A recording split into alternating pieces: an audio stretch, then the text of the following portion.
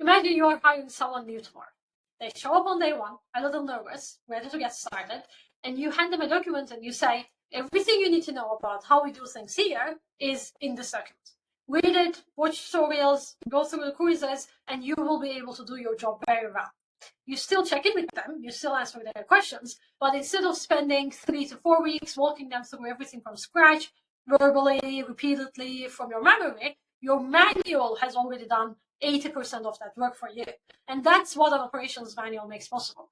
But when most people picture one, they either picture a binder of policies, which is something boring, or a folder of SOPs, full of Word documents dumped in Google Drive, and it's neither of those. So today, I'm going to walk you through every section of a well-built operations manual, what goes in it, and why each section matters. And if you are new here, we have Operations Revenue. We build operations manuals for our businesses in Notion, and our clients use them to onboard faster, bring consistency to their operations, and scale their business without everything depending on the owner. So let's get into it. I'm going to walk you through the sections using one of the manuals that we built for a past client, Anki for Sales. Their content is confidential, so I won't go inside the pages or the sections, but you will get a clear picture of the structure. So the first section we typically include in any manual is introduction section, and sometimes we name this section as start here. This is a generic one-pager actually. This is where we include the what the manual is all about, the confidentiality aspect of it, how to use or how to navigate the manual information, and how to do certain stuff in Notion using different capabilities of the tool, such as the search function. So all of that goes into this section. The next one is business overview, and this is the first thing a new hire reads that is customized to the business. And this section sets the tone for everything, because it includes your business's history, founder's story, mission and mission statement, if you have some, and the business's tech stack. And if you're thinking, why does a new employee need to know the founder's story? Because people don't just work for a paycheck. They want to know what they are part of. And when someone understands where the business came from and where it's going, they show up differently day to day. So this section kind of gives the big picture of the company to your new hires and your existing hires as well. And the next one is culture and values section. This is where we include the company's core values.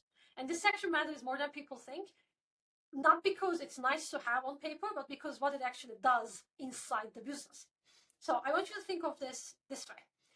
Your SOPs, which are included in the SOPs hub, cover most situations, but there will always be moments where a team member faces something that isn't clearly described in any SOP. It might be a gray area or an edge case. It's a decision they have to make on the spot. And in those moments, your core values are what will guide them. They are the principles your team will fall back on when there is no clear answer written down in your SOPs. So this section isn't just about defining who you are as a company, but it's also about giving your team a framework for making good decisions without needing to call you every single time when they cannot find the answer in your SOPs. The next section is org chart and job description section. And the organizational chart of the business shows the whole team in one place, every role, every name, and who does everyone report to, so their relations. And the job description tells them exactly what they will be held accountable for or what they will be responsible for in the business. So it gives them a good picture of their role and responsibilities. The next one is the SOPs hub, and this section is the one that takes up most space and the most time to build for us. And it includes your standard operating procedures, your SOPs. And this is where your workflows and your guidelines live. And these are two forms of SOPs, and it's actually worth knowing the difference. So workflow is a step-by-step process from start to finish. Some examples are, for instance, new client intake workflow, or invoicing, billing workflow, or new hire onboarding workflow. These are all step-by-step processes. Anything that has a clear sequence of steps that needs to go or that needs to be followed the same way every time is a workflow. And the second type of SOPs are guidelines, and this one is less obvious, but just as important. And this is for situations where there is no single right sequence, but there are more like standards that you expect people to follow.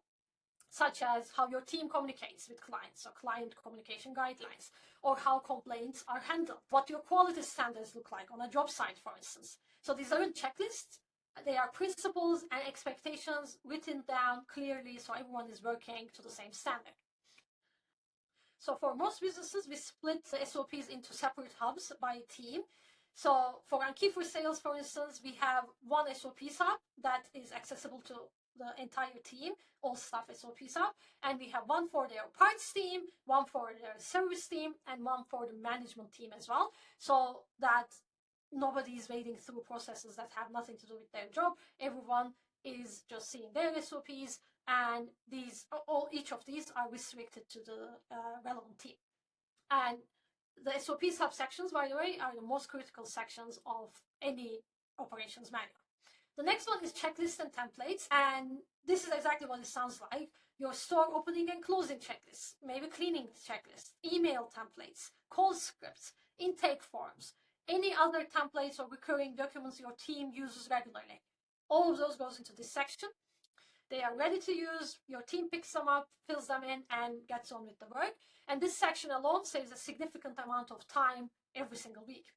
The next one is tutorials and training section, or sometimes we call this video tutorials section. And this is the one that surprises people the most. But once they see it, they never want to go without it, because this is where we embed your training videos directly inside the manual. Not links to a YouTube channel, not a Google Drive folder somewhere. It's right here, embedded in the manual. And here's the shift that creates. You make a training video once, and you use it every time after that.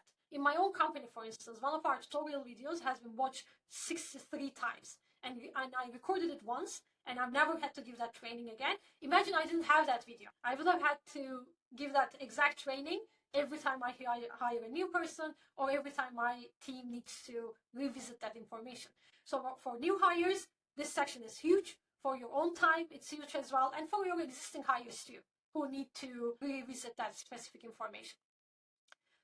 Role-specific language or industry jargon, this is when this section earns its place. And it's simply a reference page where new hires can look up any term or abbreviation they come across in the manual, or they heard from their team members in the office, let's say, that they are not familiar with yet. So it's a simple section, but it removes a lot of confusion early on. The next one is company directory, and this is what I call the yellow pages of your business. And all your key contacts are included in this directory. Your suppliers, your vendors, emergency contacts, service providers such as your IT person or your insurance provider. Of course, nothing that is confidential. This is where you include non-confidential contact information, so that nobody has to ask where to find the number for the linen supplier. It's company wall of law, and this one is a little different from the rest because it's not operational, but it has its own place. And I want you to think of it like this. When a new hire joins your business, they know nothing about the reputation you built. They don't know the impact you made on your customers or your clients or your patients. They are starting from zero.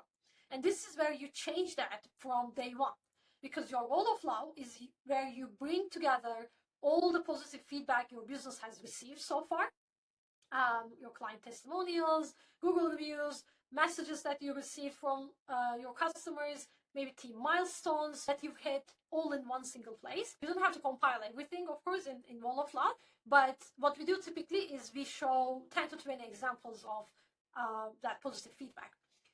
And when a new hire opens this on their first day and they see the praise that your business has earned, something shifts in them. They don't just feel like they got a job, they feel like they joined something worth being part of.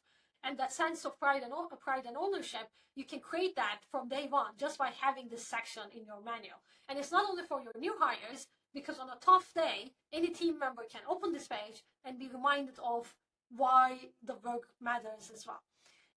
And this is actually one section that I can show you the inside of, because what we included for key for sales in this section is not confidential. We just use the screenshots of their actual Google reviews. They have more than 150 Google reviews, and these are some examples of them. And this is how we explain company wall of law. let's admit, it's easy to get caught up in the daily grind and lose sight of the impact we make. That's where on days when the going gets tough, have a quick glance through this section. It may rekindle the spark of why we do what we do. And they have all the positive feedback that they receive from their customers here. So it's a very important section, actually, for both new and existing hires. And the last section we typically include in any custom OM is new hire onboarding quizzes. And think of it like this.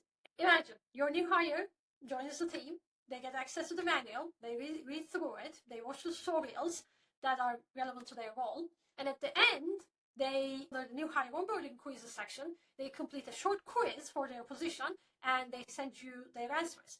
So it's a simple way for you to check that they actually went through the material and they understood it before you send them to the job site or in front of a client. So it closes the loop on the onboarding process, basically, without you having to sit with them and test them manually.